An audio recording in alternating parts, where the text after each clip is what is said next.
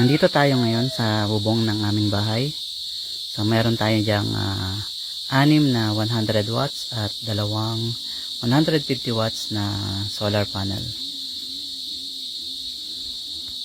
Tapos yung ginamit nating bracket or support dito sa ating mga panel ay slotted angle bar na 2 by 1.5 inches. Mas mura kasi siya kumpara sa mga talagang bracket ng solar panel. Bali itong 6 na maliliit na solar panel ay naka 3 series at 2 parallel. Tapos itong malaki naman ay naka parallel lamang siya. Bali magkahiwalay din sila ng solar charge controller.